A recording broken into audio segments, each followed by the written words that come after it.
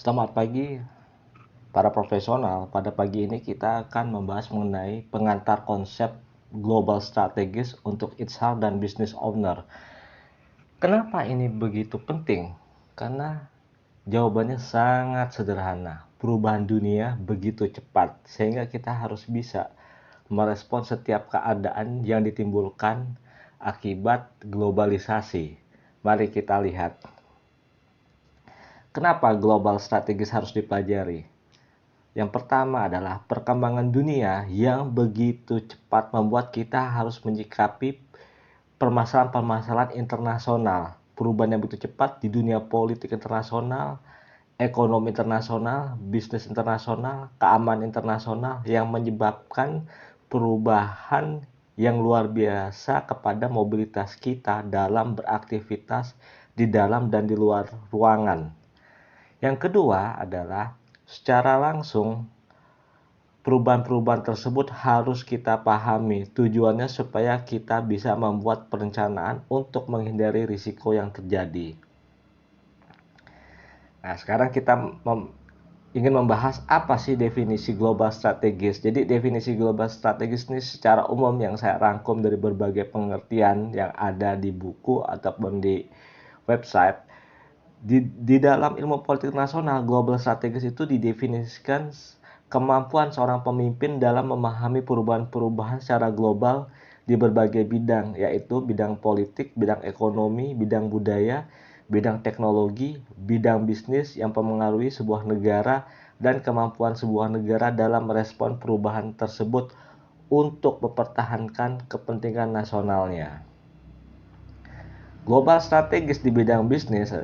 Strategi global melibatkan pemikiran secara terpadu tentang semua aspek bisnis, pemasoknya, lokasi produksi, pasar, dan persaingannya.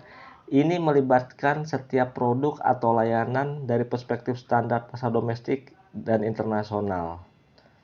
Contoh dari global strategis ya, strategi global. Ketika bisnis mendefinisikan suatu merek global, membuat sedikit atau tidaknya perubahan untuk pasar lain. Contohnya iPhone, MacBook, dan iPad Apple yang ramping adalah contohnya. Jadi produk ini dibuat di seluruh dunia dengan standar yang sama. Meskipun perangkat lunak dan keyboardnya mungkin dilokalkan atau dengan kata lain diproduksi di tiap-tiap negara, brand tetap menggunakan nama dan logo yang sama ketika Anda membeli produk tersebut. Jadi ketika Anda membeli produk Apple di Amerika dan di Indonesia, maka tidak ada perbedaan dari desain dan juga logo, tetap sama. Nah, tantangan dari global strategi saat ini, satu, perang regional seperti perang Ukraina-Rusia, dua, ancaman serangan militer Cina ke Taiwan, tiga, serangan cyber yang semakin meningkat ke setiap negara yang merupakan bagian dari operasi intelijen, empat, pandemi COVID-19 yang menyebar ke seluruh dunia, lima, pemakaian AI dan robot untuk menjadi tenaga kerja untuk menggantikan peranan manusia. Yang keenam, ancaman rudal nuklir hipersonik di kawasan Eropa, Asia, dan Amerika Serikat. Nah, solusinya bagaimana nih? Nah, hal yang harus didasari oleh para business owners dan juga para praktisi HR yang bekerja di perusahaan untuk menyiasati perubahan keadaan yang berubah sangat cepat sekali. Para business owner dan praktisi HR harus mampu untuk merespon perubahan ini karena sangat cepat dan harus mempunyai kemampuan analisa untuk menyusun strategi-strategi baru yang mampu untuk mengendalikan situasi. Nah, studi kasusnya seperti jika perang meletus menggunakan senjata nuklir di Laut Cina Selatan, bagaimana para business owner di HR Departemen merespon kondisi tersebut. Pandemi terus terjadi dengan berbagai penyebaran yang kompleks, bagaimana para business owners dan HR Departemen menyikapinya. Mereka harus membuat berbagai macam rencana, seperti rencana 1, rencana 2, rencana 3 untuk antisipasi. Perang Dunia Ketiga bukan lagi wacana berita di media, tetapi sudah menjadi kenyataan. Business owner dan HR departemen harus mampu menganalisanya. Tantangan yang dihadapi saat ini ya. Yang pertama, Rusia saat ini adalah negara yang mengubah arah geopolitik dunia. Ada tiga kekuatan besar yang sedang bertarung secara besar-besaran. Tiga kekuatan besar itu adalah Rusia, Cina, Amerika. Mereka bertarung secara brutal ya untuk menjadi yang terkuat di muka bumi. Arah geoekonomi juga sedang dirubah permainannya oleh Rusia. Rusia diberi sanksi, tetapi yang kena dampaknya adalah negara-negara di dunia karena Rusia akan membatasi ekspor migas terutama ke Eropa Barat. Perang Ukraina-Rusia akan memakan waktu yang lama. Tentu ini adalah sebuah tanda yang sangat buruk bagi ekonomi dunia. Kita akan membayar harga lebih mahal untuk pembelian migas dan banyak negara yang akan tumbang perekonomiannya. Sanksi dari Rusia.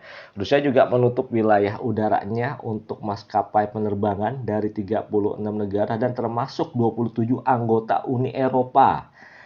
Hal itu jelas akan merugikan para penumpang pesawat karena harga tiket yang mahal. Hal ini disebabkan oleh maskapai penerbangan harus membuat jalur panjang dari rute normal. Selain itu, waktu tempuh perjalanan antar negara juga lebih panjang. Jika harga minyak terus-menerus melambung tinggi, maka biaya perjalanan akan mahal tentunya.